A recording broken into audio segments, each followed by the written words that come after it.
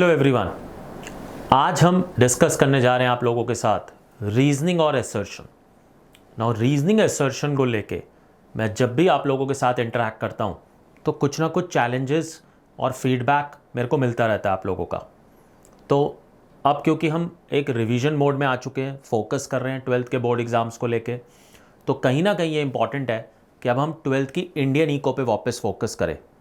ना यहाँ पे हमें अब रीजनिंग असर्शन फिर से एक बार रिव्यू करनी होगी।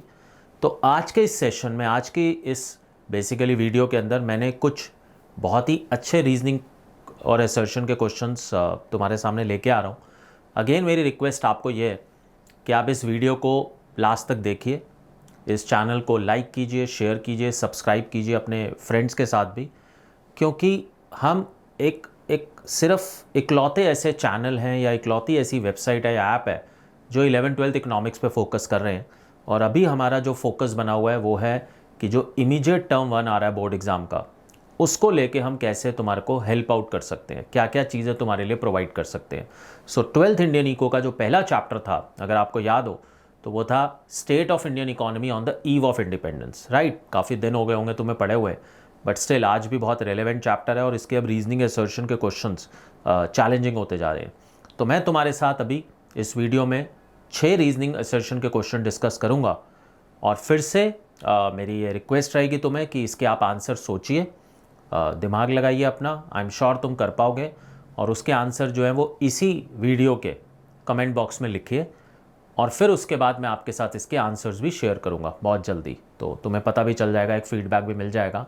सो it will not take more than 5 minutes, so just concentrate for 5 minutes और उसके अंदर आप कहीं ना कहीं इन 6 क्वेश्चंस को कवर कर पाएंगे जो बहुत ही अच्छे क्वेश्चंस हैं, बहुत ही रेलेवेंट क्वेश्चंस हैं और तुम्हारे शायद एग्जामिनेशंस के अंदर भी आ जाएं। तो लेट अस बिगिन। पहला क्वेश्चन जो रीजनिंग असर्शन का आपको दिख रहा है, विच इज़ क्वेश्चन नंबर 1, जो जिसका असर्शन ये कहता है कि zamindari system brought instability to Indian cultivation during the British rule. So this is assertion और इसका रीज़न जो यहाँ पे दिया हुआ है वो है zamindari system led to frequent ejection of the tillers of the soil. So ध्यान से पढ़िए असर्शन, ध्यान से पढ़िए रीज़न, और 4 ऑप्शंस तुम्हारे सामने आ रही हैं। ऑप्शन ए कह रहा है both assertion and reason are true and reason is the correct explanation. B option कह रहा है कि both assertion and reason are true but reason is not the correct explanation. C कह रहा है assertion A is true but reason is false. और D कह रहा है कि assertion A is false but reason is true. तो इन चारों में से जल्दी से सोचिए कि आपको इसका करेक्ट आंसर क्या लग रहा है। असर्शन तुम्हारे सामने है, रीज़न तुम्हारे सामने है, तुम्हें आई थिंक 30 सेकेंड्स लगेंगे इसका आंसर सोचने में और इमीडिएटली इसी वीडियो के कमेंट बॉक्स में लिखने में। और मैं देख रहा हूँ कि तुम में से काफ़ी बच्चे बहुत एक्टिव हैं और लिख रहे हैं answers, but I will request everyone to write it. Question number 2 पे चलता हूँ। क्वेश्चन नंबर 2 कहता है कि इसका जो असर्शन है वो ये कहता है कि on the eve of independence agriculture was the principal source of livelihood. और रीज़न है इसका, on the eve of independence Indian economy was a feudal economy. Now इसको आंसर करने के लिए तुम्हें पता होना चाहिए कि what do you mean by this term feudal economy. So मैं नहीं बता रहा हूँ कुछ, तुम्हें पढ़ना है, बुक तुम्हारे पास है, स्टडी मटेरियल तुम्हारे पास है, एनसीईआरटी तुम्हारे पास है, तो तुम्हें असर्शन और रीज़न को ठीक से पढ़ के फिर से सेम वो 4 ऑप्शंस हैं। A both assertion and reason are true and reason is the correct explanation. B both assertion and reason are true but reason is not the correct explanation. C assertion A is true but reason is false. और D assertion A is false but reason is true.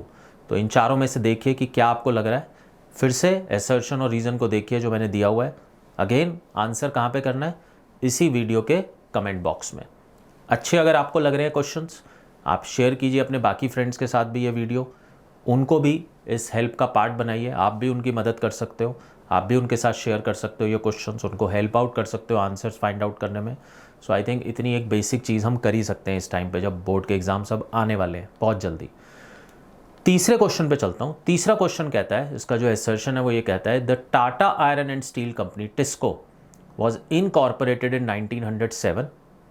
और reason है इसका, the opening of Suez canal in 1869 reduce the cost of transportation and made access to the Indian market easier. So assertion तुम्हें दिख रहा है clearly, reason तुम्हें दिख रहा है क्लियरली, आई थिंक 10 या 20 सेकंड तुम्हें लगने चाहिए अप्रॉक्सीमेटली इसको पढ़ के आइडेंटिफाई करने में कि क्या ये करेक्ट स्टेटमेंट है या ये करेक्ट स्टेटमेंट नहीं है। So please focus on it, दिमाग लगाइए अपना और फिर से इन चारों ऑप्शंस में से देखिए कि आपको क्या करेक्ट ऑप्शन दिखती है। किसकी? क्वेश्चन नंबर 3 की।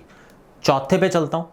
चौथा क्वेश्चन बात कर रहा है, उसका असर्शन ये कह रहा है कि farmers in India were force to take up the cultivation of indigo, कि जो फार्मर्स थे इंडिया के they were force to take up cultivation of indigo, हमने उनको फोर्स किया था कि आप कल्टीवेशन करिए इंडिगो की। और रीज़न ये था कि the dyeing and bleaching of textiles in the textile industry of Britain required indigo, तो that was the reason. So assertion को ध्यान से पढ़िए। असर्शन कह रहा है कि farmers in India were force to take up the cultivation of indigo. Reason कह रहा है the dyeing and bleaching of textile in the textile industry of Britain required indigo. So connect करके देखिए और फिर सोचिए कि इस क्वेश्चन नंबर 4 का जो करेक्ट आंसर है वो क्या होगा। ए ऑप्शन होगा, बी होगा, सी होगा या डी होगा। आई एम श्योर तुम इसे कर पाओगे, लेकिन इसको करने के लिए तुम्हारे को क्या करना पड़ेगा, तुमको वी लर्न इकोनॉमिक्स का ऐप डाउनलोड करना होगा, वीडियोज़ देखनी होंगी वहाँ से, मे बी जो स्टडी मटेरियल दिया है उसको रेफ़र कर सकते हो, बुक को रेफ़र कर सकते हो किसी, और तब तुम्हें पता चलेगा कि इसके आंसर्स क्या है। 5वें क्वेश्चन पे चलता हूँ। 5वां क्वेश्चन फिर से बहुत बढ़िया क्वेश्चन है और 5वां क्वेश्चन कहता है there was a systematic deindustrialization of Indian industries during the British rule. सुना होगा तुमने क्वेश्चन कई बार, क्योंकि ज़्यादातर बुक्स के अंदर ये क्वेश्चन अवेलेबल है, ठीक है, कि there was a systematic deindustrialization of Indian industries during the British rule. और इसका रीज़न क्या है? Indian economy was used as a source of raw material and a market for sale of final goods in order to exploit Indian economy. So this was the reason. So question number 5 को ध्यान से पढ़िए, difficult question है, इतना easy question नहीं है। Assertion को पढ़िए, रीज़न को पढ़िए, चारों ऑप्शंस को देखिए ध्यान से और फिर देखिए कि क्या ऑप्शन ए है इसका आंसर, बी है, सी है या डी है। आखिरी क्वेश्चन पे चलते हैं इस वीडियो के, एंड आई एम श्योर तुम्हें बहुत ही रेलेवेंट, तुम्हें बहुत ही एक एवरेज या डिफ़िकल्ट क्वेश्चन दिखाई दे रहे होंगे और तुम्हें कहीं ना कहीं दोबारा से रिव्यू करना है कि तुम्हारी प्रिपरेशन ठीक चल रही है नहीं चल रही है। अभी बहुत रिसेंटली मैंने स्टूडेंट्स को ये बोला था कि इट इज़ ऑलवेज़ बेटर कि जितने मैं असर्शन रीजनिंग देख रहा हूँ इंडियन इको के, वो एनसीईआरटी की बुक में से पिक की गई हैं लाइन्स। आई एम श्योर तुम्हें भी पता होगा। सो इसलिए ये बहुत ज़रूरी अब हो गया है कि हमें एनसीईआरटी की बुक को भी एक बार दोबारा से पढ़ना पड़ेगा ताकि हमारी अंडरस्टैंडिंग असर्शन रीजनिंग की और बेटर हो जाए। तो क्वेश्चन नंबर 6 पे चलता हूँ। क्वेश्चन नंबर 6 का असर्शन ये कहता है the British government established a monopoly control over India's foreign trade. Right, अब पता नहीं सही है नहीं है, आप बताएंगे। और रीज़न है the opening of Suez canal did not act as a determinant to promote trade with Britain. So you have to decide. मैंने तो असर्शन रीजनिंग आपको बोल दिया, दिखा दिया, यू हैव टू थिंक कि क्या सही है इसमें, क्या गलत है, ये करेक्ट ऑप्शन क्या है, and then come out with a solution. So अगर हम आंसर 6 की तरफ, अब क्वेश्चन नंबर 6 के चारों ऑप्शंस देखें तो अगेन सेम है कि क्या असर्शन और रीज़न दोनों ट्रू हैं और रीज़न करेक्ट एक्सप्लेनेशन थी, या दोनों के दोनों ट्रू थे, रीज़न करेक्ट एक्सप्लेनेशन नहीं है। Assertion A is true but reason is false, या assertion A is false but reason is true. So ये 6 क्वेश्चन मुझे ऐसा लगता है कि अगर मैं दोबारा से देख रहा हूँ इंडियन इको को और मैं दोबारा से देख रहा हूँ प्रिपरेशन को अपनी, तो ये 6 क्वेश्चंस की मैं वेट करूँगा कि आप इसके आंसर बताइए मुझे, और बहुत जल्दी मेरा वीडियो आएगा या मैं तुम्हारे साथ डिस्कस कर लूँगा किसी भी मोड से, जिसके अंदर मैं इन 6 के 6 क्वेश्चंस के आंसर्स भी दूंगा। सो thank you so much for watching this video. आप इस वक्त वी लर्न इकोनॉमिक्स के ऑफिशियल यूट्यूब चैनल पे है। मैंने आपको कई बार बताया कि मेरा जो इंटेंशन है वो आपकी हेल्प करने की है। मैं सिर्फ़ और सिर्फ ये चाहता हूँ कि किसी भी स्टूडेंट का असर्शन और रीजनिंग का क्वेश्चन गलत नहीं होना चाहिए इन बोर्ड एग्जामिनेशंस में, क्योंकि आप MCQ टाइप के लिए मेरे ख्याल से अब रेडी हो। इवन केस स्टडीज़ भी मुझे नहीं लगता कि इतना तुम्हारे लिए कोई बहुत बड़ा थ्रेट बनेगा, लेकिन कहीं ना कहीं मुझे लगता है कि रीजनिंग और असर्शन एक वीक लिंक रह जाएगा बच्चों का, और इसीलिए मेरा ये एफर्ट है कि मैं इस तरीके के क्वेश्चंस तुम्हारे साथ डिस्कस करूं। So thank you for watching and take care.